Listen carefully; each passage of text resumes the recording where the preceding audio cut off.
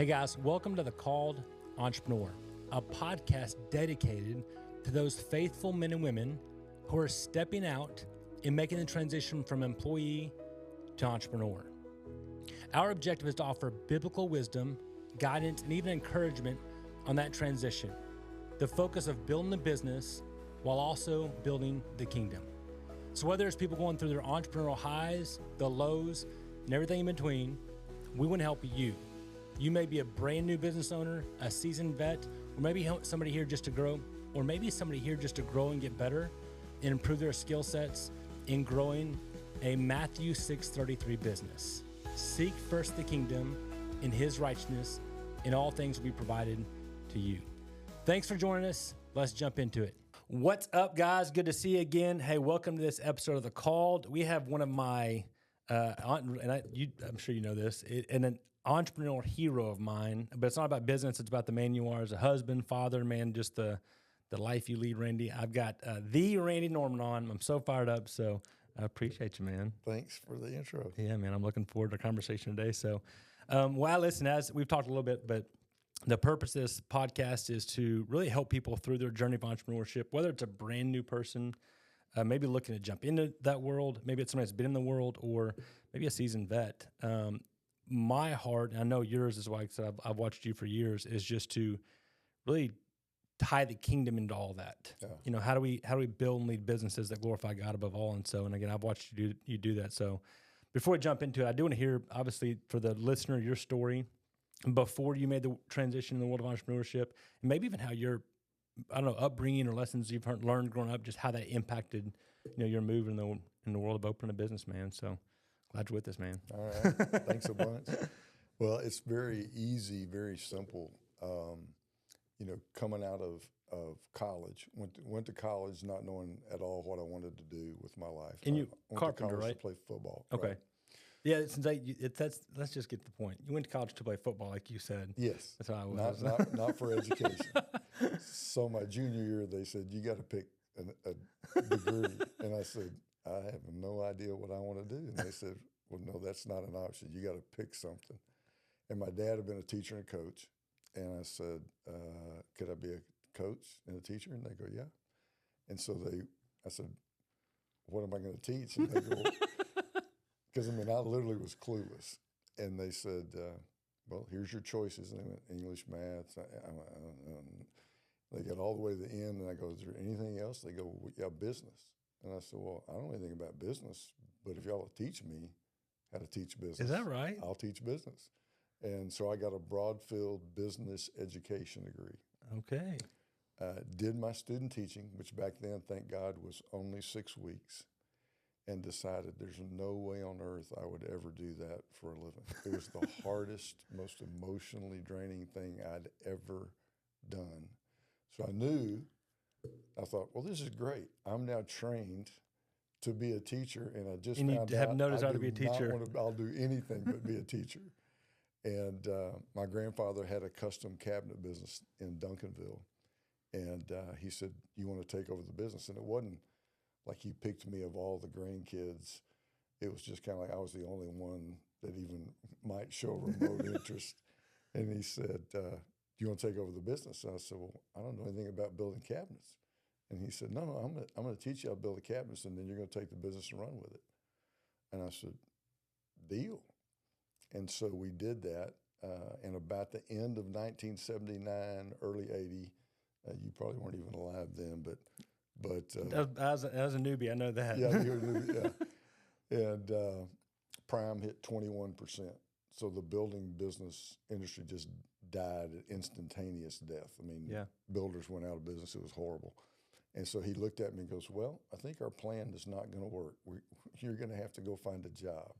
And so I went to work as a carpenter for a property management company. And I knew, obviously, I didn't want to do that. But I'd had a taste of what owning a business looked absolutely. Like. And I was like, yeah, I like that. I get to decide when I come, when I go. Work's got to get done, but I have some control. And so I was looking for that. And a good buddy of mine from church one day said, hey, I need to show you, do you want to be a carpenter the rest of your life? I go, no. He said, "You ever thought about owning your own business?" I said, "Man, I'd love to. I don't have the knowledge. I don't have any money. I can't quit my job." Yeah. And he said, "If I could solve those problems, would you listen?" And I said, "Yeah." Yeah. And he told me about the business that I've been in now for 44 That's awesome. years. Well, so how long was that window of with your grandfather in seeing the business, and how long was that window? We worked together for almost 2 years. Okay, so you had a good taste of it. You had a good feel for. Yeah, I knew what it took. Watched what he did, where the money came from, how it all worked. Okay. Not just how to build the cabinets. But, yeah. You know. And then let me ask this: so you get a connection to open a business, and I think we've all, if you've been in the world of entrepreneurship for any season, you understand there's a defining moment at some point. It may be before that makes you go to this world of entrepreneurship. It may be as soon as you start. I mean, was there ever a defining moment where you go, man, this is what I need to do or going to do? Or was there ever that moment that really set your path? I think there was actually probably a couple, but the two that really stand out is early in my career. One of the first people I talked to was my mom and dad, and the industry I'm in is financial services. Okay.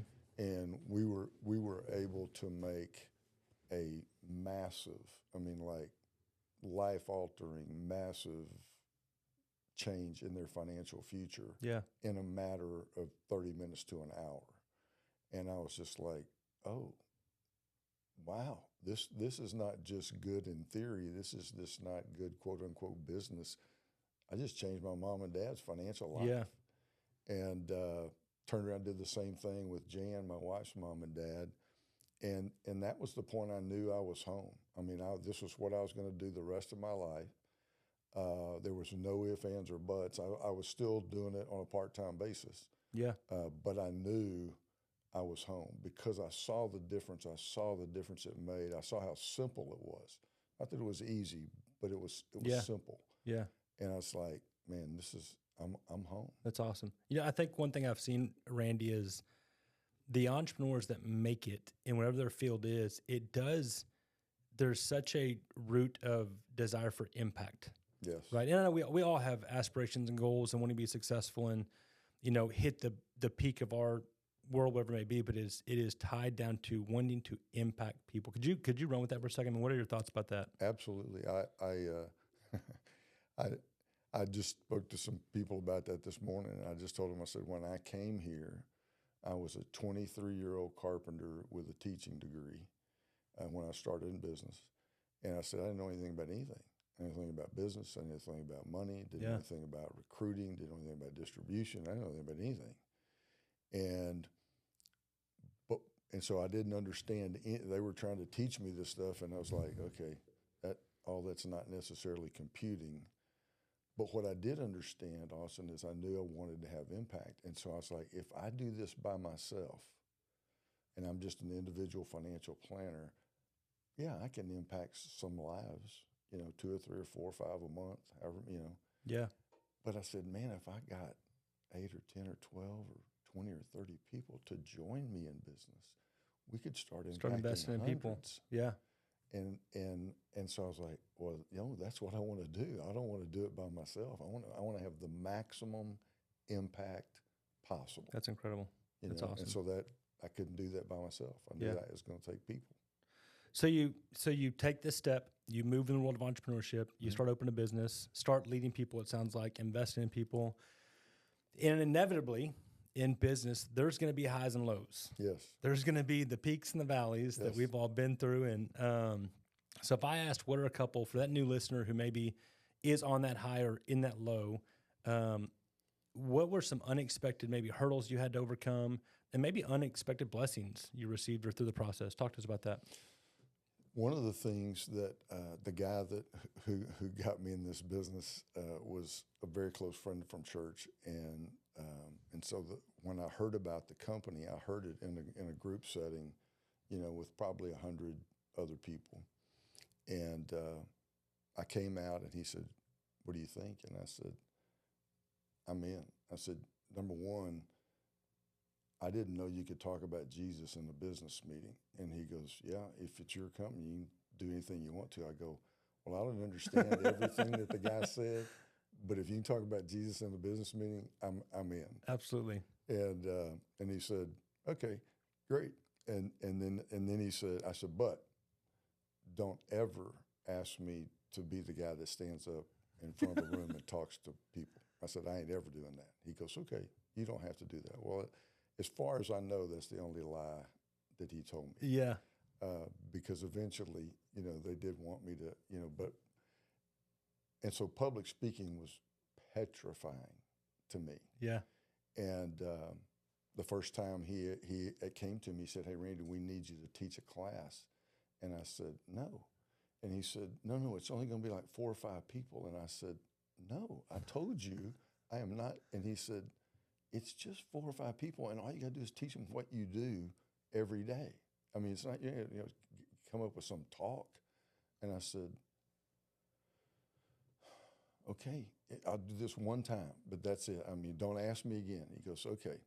And so he said, look, just play like there's nobody in the room. Just find one guy that smiles, talk to him, and ignore everybody else. And I said, okay. So we got out of the deal. It came out. He said, well, how'd it go? And I said, I don't know, that one guy that I looked at the whole time, I think he really got some help. I don't know about the other people in the room because I didn't look at him. And he goes, okay.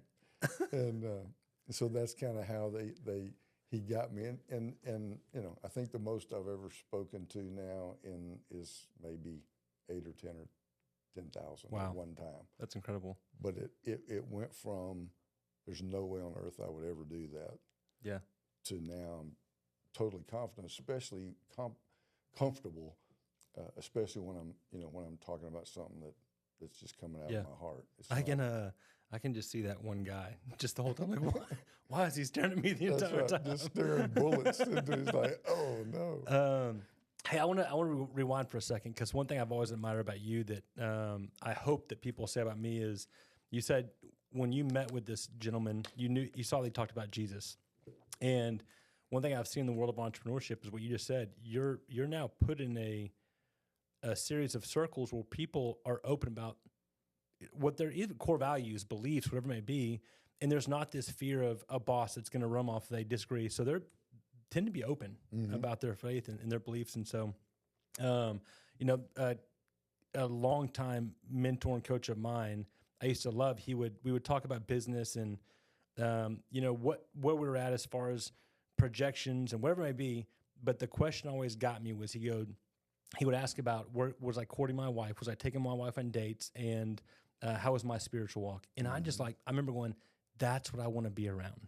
I want to be around men and women that are vested and want to see me succeed in every area of life, not just business. And so that's one thing I think you've done so well. You have planted your flag about being open about your beliefs and the way you raise a family. That's something I've always admired about you. And so thank you. Let me, on that note, and let's transition to more about that side, is just the importance of having a deep walk when you go into entrepreneurship, because you hit those lows. Yes. Like we said, you talked about the things you saw and what you appreciate about the man that talked about his faith. But when the rubber meets the road and it gets nasty in entrepreneurship, for the person listening or watching, they're like, man, they are in the pits of despair right now. It's not going well. Yep. And they're not waving the white flag, but they got it on their side ready to pull the trigger.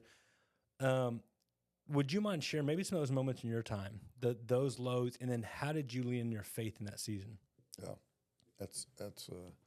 it's never fun to go back there emotionally, but I mean I can remember early in my career because of the way that we started. When I quit my job eventually, I worked part-time for a period of time, and then I quit my job and made that transition.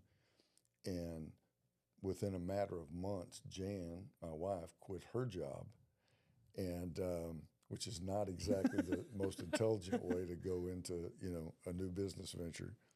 But I mean, basically 100% of our income now came from me.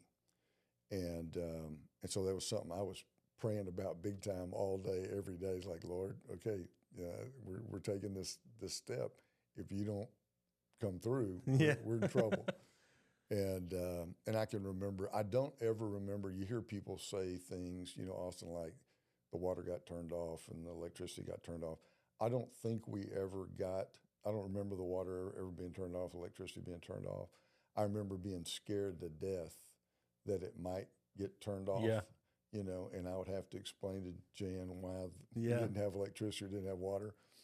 And somehow miraculously, you know, money would come in, the deal would come through, Yeah. and the bill would get paid like in the last, you know, 30 minutes before they were going to turn it off. And the thing that was always, you know, Jan was like, I don't understand when we're into this kind of financial pressure, why you sleep so good. And I said, well, it's real simple, honey. You know, I said, I told the Lord, I know this is what you've called me to do, so I'm going to do it with all I got. I'm going to give it everything I got. And Wow. so for today, from the time I start till the time I put my head on that pillow, I'm going to give it everything I've got. But when I put my head on the pillow, it's up to you. The result, I mean, I did all I could do, but it's going to take you to make it work. Yeah. And so I gave you my best effort. You know, was I perfect? Absolutely not. But I laid it on the line, and I'm going to go to sleep and trust you. Yeah. And I think at the end of the day, I think that's really what most of what we go through in life, a whole lot of it is about him teaching us how to trust him. Wow.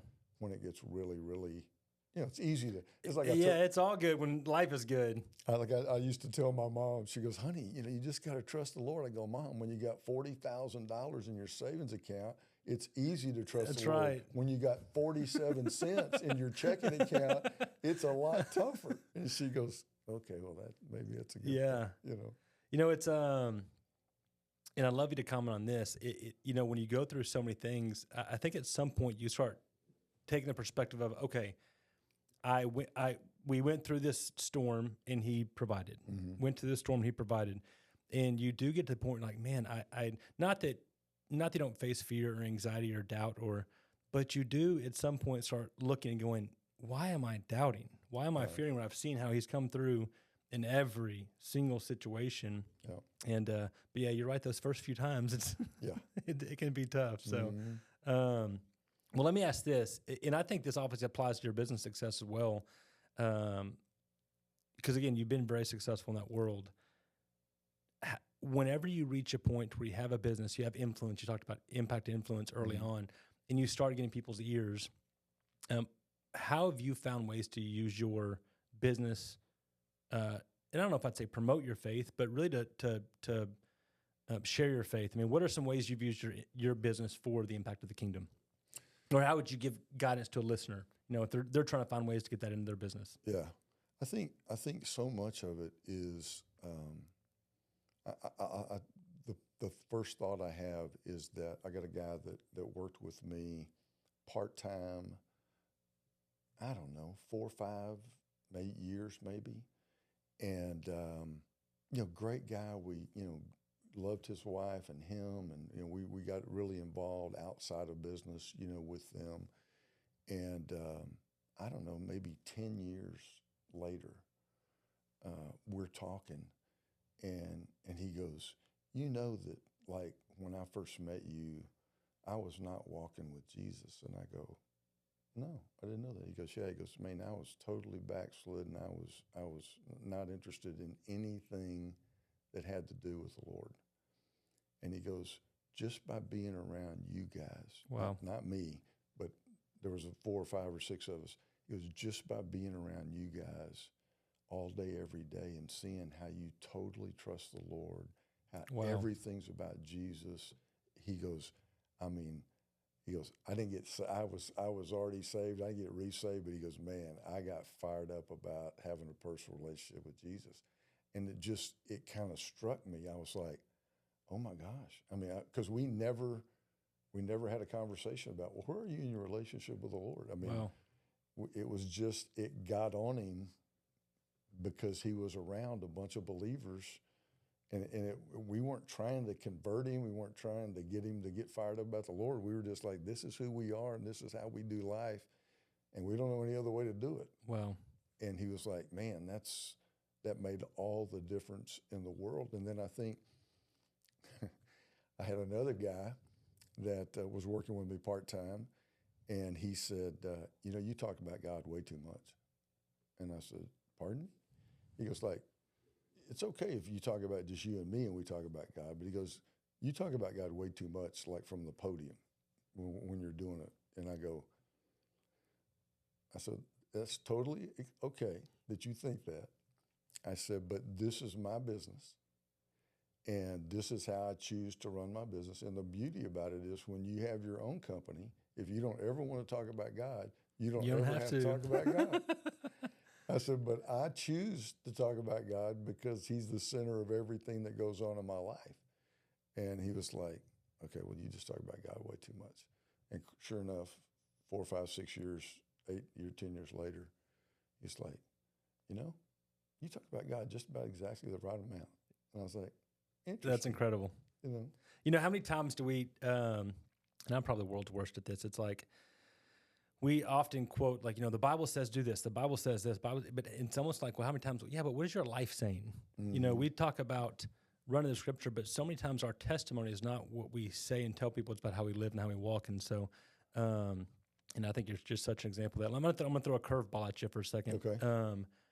Because we are talking about how you use your business to promote your faith, talk about and just living out, and you talk about, and I love hearing stories like that.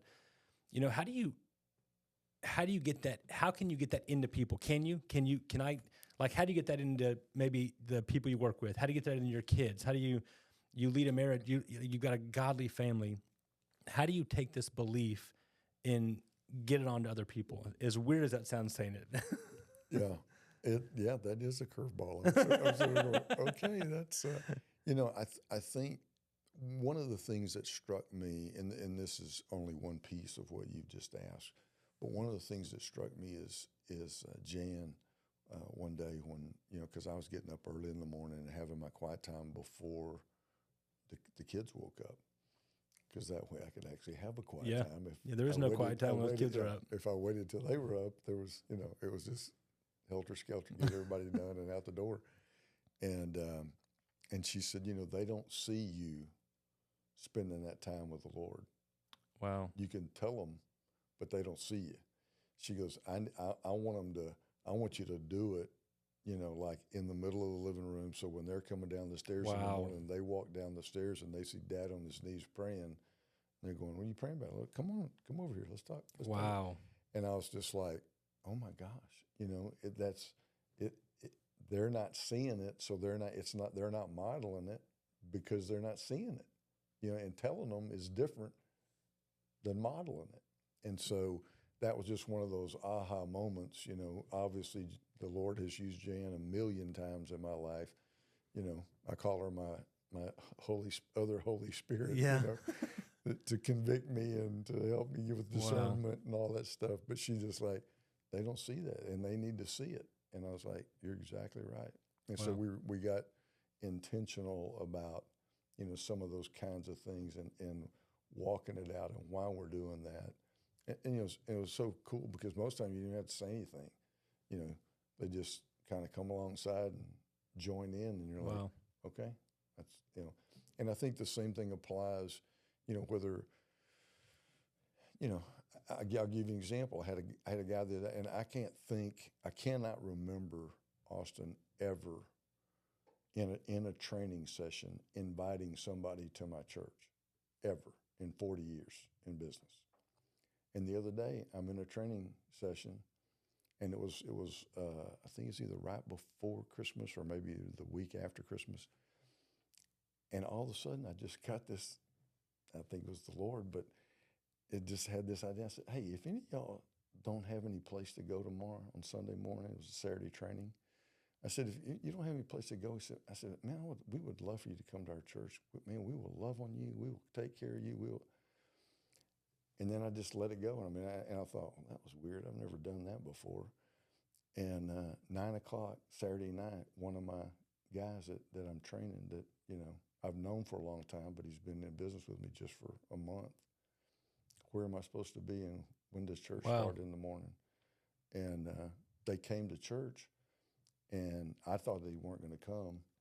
And so I didn't. And all of a sudden I see him. He's sitting back over in this one area, and there's like 5 or 6 people. Man, they're just all talking to him. And I walked over there and I said, I didn't know you were here. He goes, yeah, man. He goes, as soon as I walked in the door, I mean, these people just start, how you doing? What's your name? And I said, he goes, this is the church I used to go to. He goes, man, we didn't do this. We just walked in, sat down in our pew, did what we did, and walked out the door. He said, I like this, you know? And so the next week he brings his wife, and then the next week they come back and they bring all three of their daughters. Wow. And his wife said, we haven't been in church in 2 or 3 years. And she said, this is like the highlight of our week. We can't wait to get here. Man. And I'm like, what if I'd have never said that? That's right. You know, and I thought, what a dummy. I should have been saying that every damn week, you know? Man. You know, Randy, somebody asked me, as we started kicking out the idea to kick off this podcast, and I told him, I was like, well, part of it is I want to be in conversations and learn and grow and get better. And I'll tell you right now, even just hearing those two things, just first off, just the invite, right? The process of just planting seeds, even if they don't come, just planting seeds, but also, man, just what's the saying? People do what they see you do, not what they hear you say. Yeah. And we think about that in terms of business and leading the company, but how many times it's just your family like, man, I can talk to my kids all day about reading the word, but are they watching me read the word? Right. I can talk to them about praying, or they watching me hit my knees and pray. And so it's funny because I go, and it was funny until we had this conversation, but I used to go on my knees and pray, and I'd close the door and I have a little thing, and I'm like, why am I closing the door? The best thing for my kids to do is see that. Yes. And so, man, okay, thank you for that. So a couple things I want to start wrapping up here is, first, if I said, how does Randy Norman want to be remembered? Now, walk me through that. The first thought that came to my mind was, I was like, how do I want to be remembered? Okay. And then I thought about it a second. I said, oh, I know exactly how I want to be remembered. Because at first I thought, I don't know how long that's going to take me, like months to figure out, you know, how do I want to be remembered. And then I was like, no, I know exactly. I want to be known as the guy that lived his life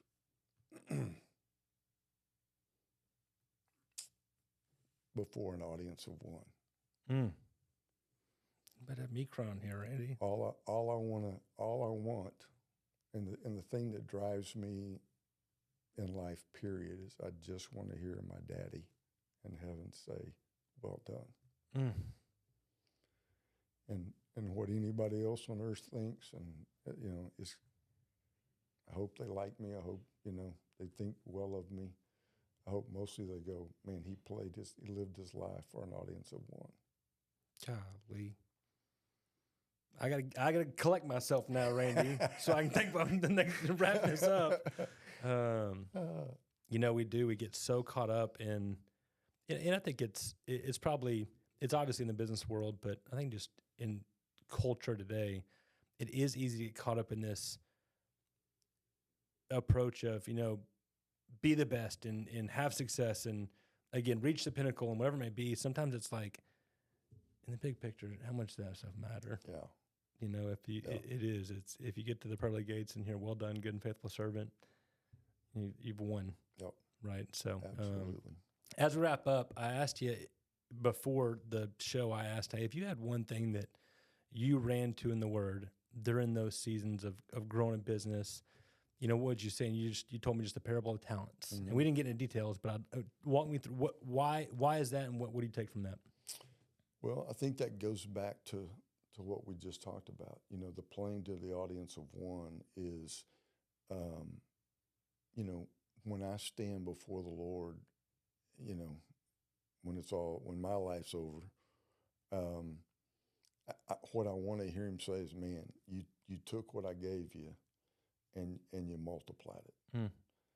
I don't want to hear him say, well, you were a 2-talent guy and, you know, you could have been a 10-talent guy and you ended up being a 4-talent guy, you know, and wow. I just didn't want there to ever be that, man, you did good, but boy, I wish you could have seen what I had planned, you know, for you and the opportunity that you had.